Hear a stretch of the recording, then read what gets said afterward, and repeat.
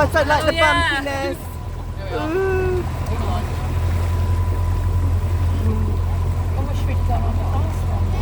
Oh, Mum, don't say that. We're on this one now. It's a leisurely sail. So this is the island. Has it got a name? So this is us here, guys. This is St George's Island, or as it's more commonly known, Looe Island. The island is about a mile in circumference, and the altitude keeps 150 feet. So not too hilly if you do take a trip over there. We're really lucky to have it. It provides us with loads of shelter from our predominant southwesterly wind. Although today we've got northerly wind, so it'll be sheltered the other side, and I'll try and keep us dry on the way home. So you can see there are a couple of houses on the island. We have 2 permanent residents. There are wardens. They're employed by Cornwall Wildlife Trust, and they are there to upkeep and maintain the island, and also to keep any unwanted visitors off. With the island being a nature reserve, it's private landing. Only one boat can land on the island, and we're lucky enough to own it. So fancy a trip, we drop you off and give you 2 hours to wander around and chat to the wardens and hear some of the waffle that I'm about to tell you. All of that. So it is a really, really nice trip. So in the summer, the wardens live an amazing lifestyle. The weather's perfect. They get plenty of people. They grow their own crops. They press their own apple juice, and they get honey from their own bees. Oh, lovely. It's pretty perfect, and they have the best view of the world. In the winter, they still have a pretty good view, but everything else takes a bit of a turn for the worst. I imagine it's pretty lonely. It can be 2 or 3 weeks in between supply runs, and there isn't a corner shop on the island, so they do have to wait a little while for food. I reckon lots of board games and lots of beans on toast for the winter months, and patience as well. The easiest way to tell the difference is you can see the cormorant there with his wings out, and cormorants do that because although seabirds, they're not actually waterproof. It's a bit of a poor design. I think they're a Friday afternoon job, but someone forgot about that. But they get very heavy and waterlogged, and they really struggle to take off. So you'll see them out when the sun's out and there's a bit of breeze, perfect drying day, so they're drying themselves off.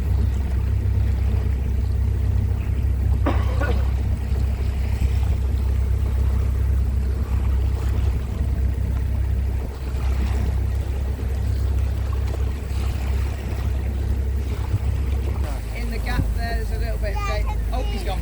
There you are. There he is again. You see his head poked up there? Yeah. If I had £1 for every time I went, there's a seal, and he disappeared, I wouldn't need to do this job.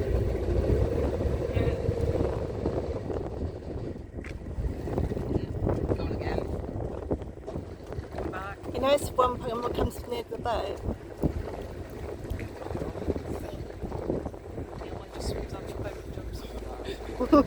That's Just happened. dipping up and down below the surface there. Oh, there's another one in just to the left of the furthest rock outside.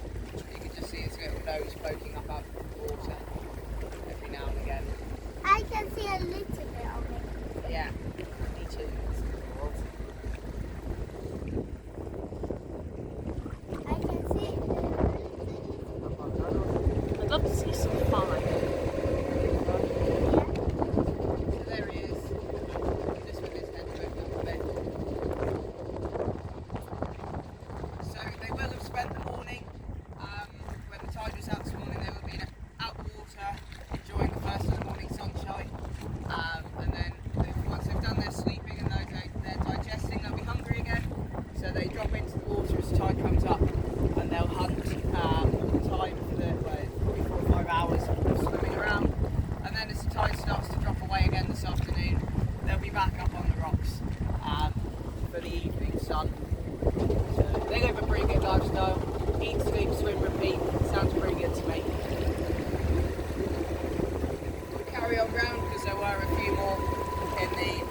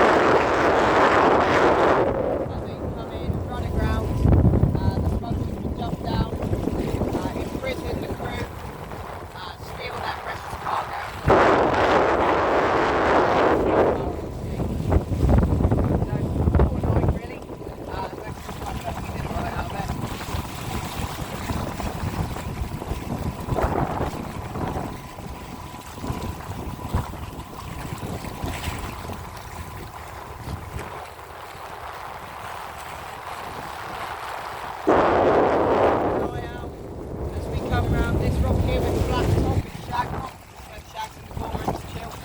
And as we come around the corner, as you can see, that's just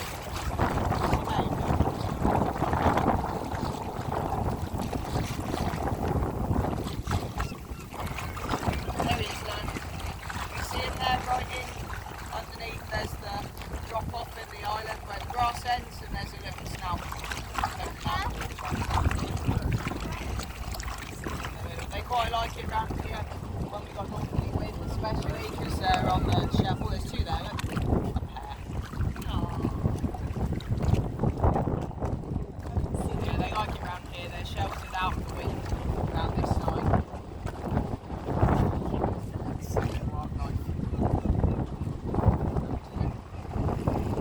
So these seals we get here are grey seals. Some self-explanatory, but that is a species as well. And we're really lucky, we've got a very strong population here, and they spend 11 months of their year with us. So the only time they leave is as summer turns to autumn, and they go all the way to the north coast of Cornwall, and they'll have their pups over there. And then as soon as the pups are strong enough, they swim all the way back. So that shows just how good the wildlife must be here, because there's a lot of places you can stop off on the way, but they come back every year without fail. A good example of that is Nelson, our seal. You may have seen the resident seal on the rock over at West Looe, our statue. He came back and forth to Looe for over 20 years. And if you do take a visit to the island, they know a little bit more about seals than we do, and they've got a chart up and they can tell you who's who, and they're all named by their markings and colours, and they can tell you how long they've been here as well. So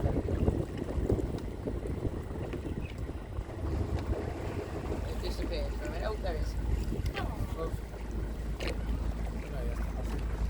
They're quite inquisitive, sometimes they come quite close. We used to be able to feed them here and they would get really close then.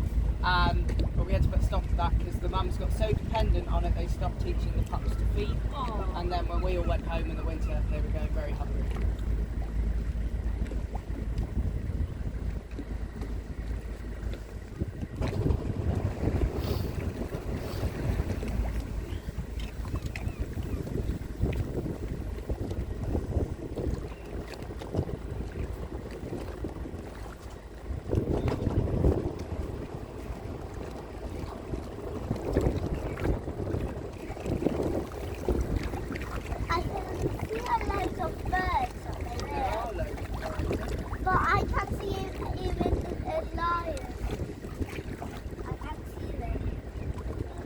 There is one just to the left of Shag Rock. You can just see a nose poking up again, but it's really faint over there.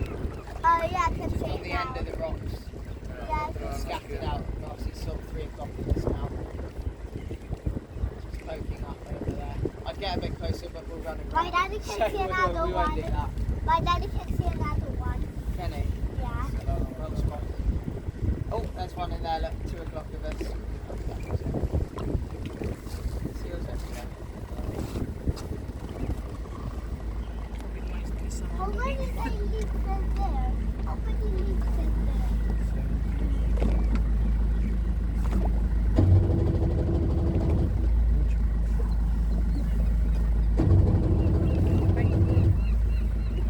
So this side of the island, it's all a little bit. There's a couple of heads poking up down there as well. That's a bit better, isn't it? Such pieces. So we have our flock of sheep. We did at one point have a resident deer. He swam over, but when he realised he was the only one out there, he decided to head home. He wasn't so keen after that. And every now and again you get a pheasant, which is always peculiar. It's very strange when you're at sea in the morning, 4 o'clock in the morning, holding your pots, and all of a sudden there's a pheasant. It feels like you've got lost, but they do turn up here every now and again. There's our seals. You see one there up on his back, look. You can see his back out. That seal's really getting the sun. So on the top of the island as well, we've got a World War II bomb crater where a German pilot got a little bit excited and thought he'd found a hell of a warship. But I think he would have been. I imagine they still ridicule him for that now. ancient chapel as well, and there is a sister chapel out in the fields of Hannibal. You can still see the remains of that one. The one on the mainland was built so that when the weather was too cold to get out to the island, you could still visit, and that's because it is believed that Jesus visited Looe Island. It is like, I think that's a long way on a donkey, so hats off to him for making the effort.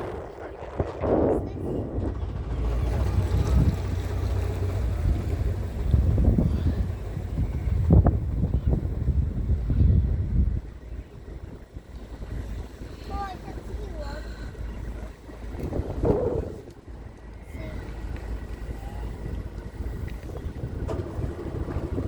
It's a shame they're a little bit tight here. There's one just swimming across the gap now. You can see his back out, just the arch of his back out the Yeah, water that's there. it. See him on Oh, I the see. surface? Yeah, a little bit. Came out here the other day and I've never seen it before. I even had to apologise to the customers because I got a bit squealy and excited. But they were, we had seals jumping like dolphins. They Aw. did 2 properly cool jumps. We do. We had some on Thursday, a little bit further off. It's just about coming to that time of year where the water's moving on the wheels. Very rarely, very rarely. We had a humpback who did make his way up around here briefly. They tend to stick further west. They get them around very small. And then we have one in Penton. They don't tend to make it up this far quite so often. We do get lots of Atlantic leafing tuna up here. There's good fishery for them here. They're really cool. Some of them, they measure them in pounds, 800 pounds, whatever that is, what kilos. Big. The biggest ones caught here have been over 100 inches long. You know, and I can sometimes see